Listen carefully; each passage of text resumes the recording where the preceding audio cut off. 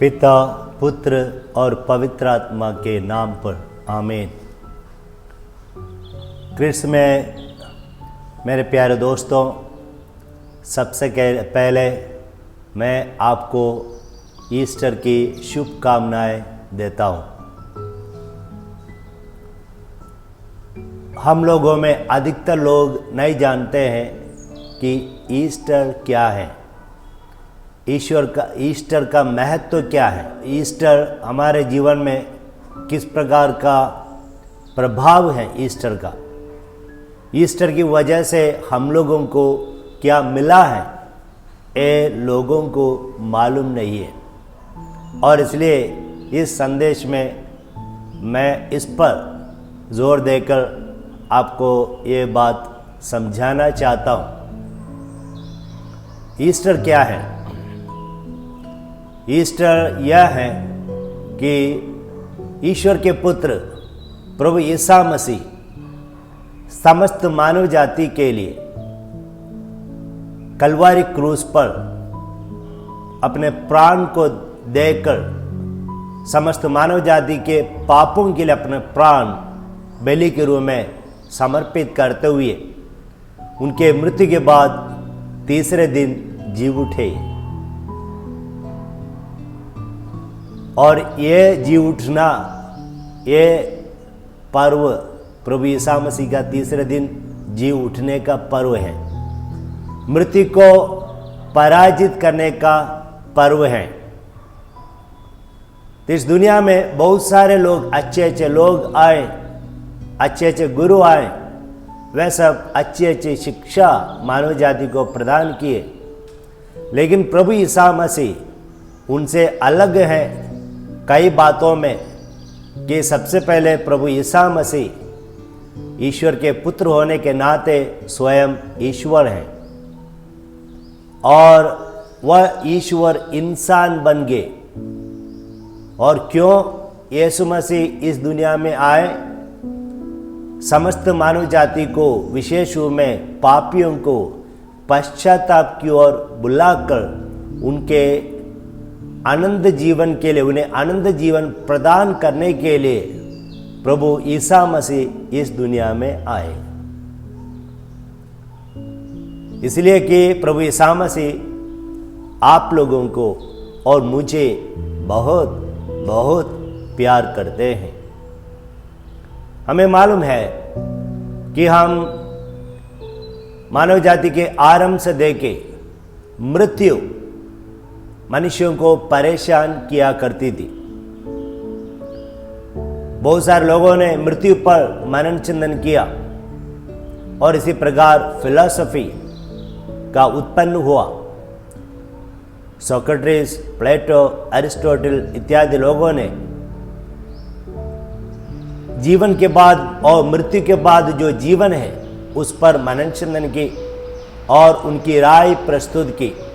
जैसे कि उन लोगों ने कहा, प्लेटो ने कहा, ये जीवन एक छाया मात्र है और मृत्यु के बाद एक वास्तविक जीवन है।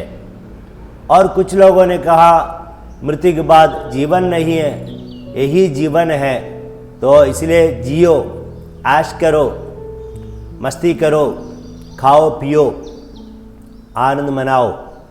और इसी प्रकार उनकी राय प्रस्तुत की।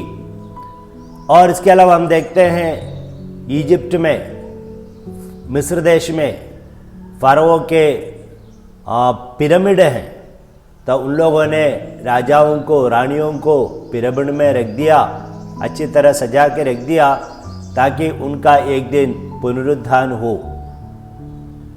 क्यों यहाँ वहाँ जाना है? हमारे भारत में हमारे संत साधु लोग, उन लोगों ने बार बार ये प्रार्थना की, मृत्यु और माँ अमृतम गमया, हे प्रभु मृत्यु से मुझे अमरता की ओर ले चल।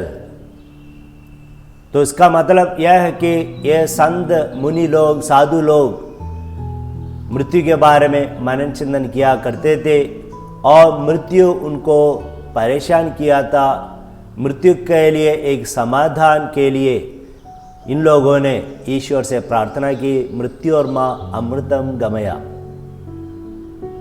और इस अवस्था में ईश्वर के पुत्र प्रभु ईसा मसीह हमारे बीच में आए और हम लोगों को पाप क्षमा प्रदान किया और मृत्यु को पराजित किया।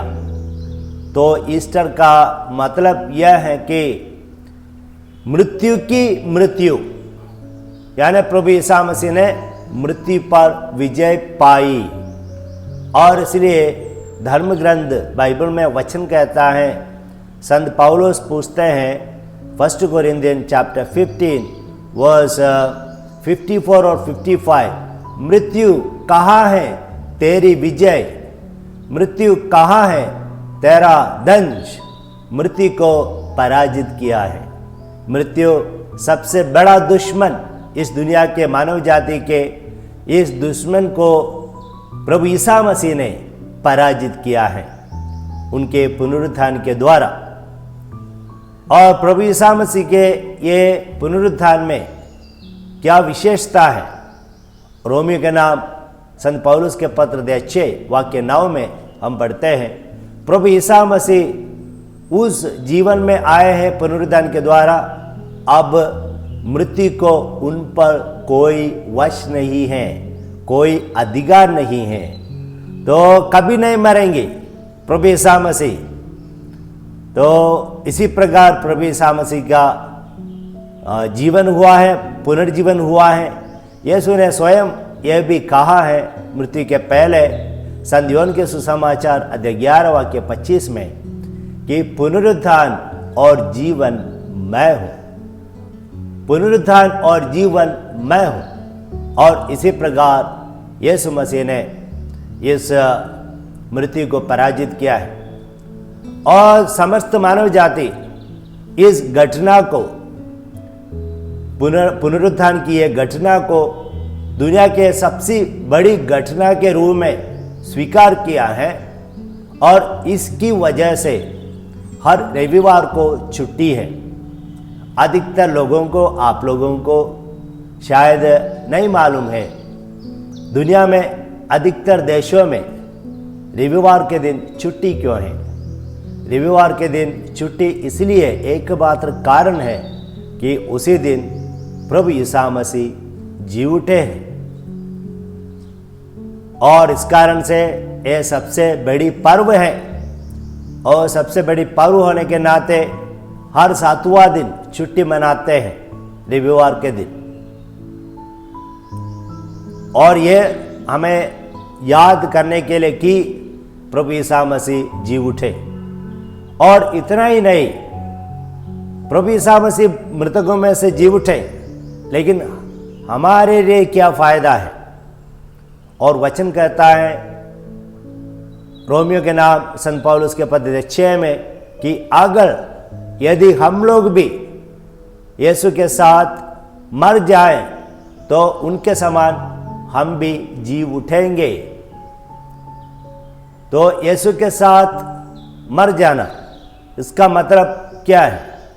यीशु के साथ मर जाने का मतलब यह है, प्रभु ईसा मसीह ने जो शिक्षा दी, प्यार मोहब्बत की शिक्षा जो दी है, उस प्यार के आधार पर समस्त मानव जाति की सेवा करते हुए, भलाई करते हुए, मोहब्बत करते हुए, उनके जीवन के निर्माण करते हुए, भलाई करते हुए अगर हम जीवन बिताए तो हमारे मृत्यु के बाद हम भी यीशु के समान जी उठेंगे। हम हर एक के जीवन में यही इच्छा लक्ष्य होना बहुत बहुत ज़रूरी है। हमारे मुख्य लक्ष्य यह होना चाहिए कि हमारे जीवन में भी ईस्टर हो। इस दुनिया के एकमात्र ऐसा पर्व है जहाँ पर हम प्रभु ईसा मसीह का पुनरुत्थान का पर्व मनाते हैं।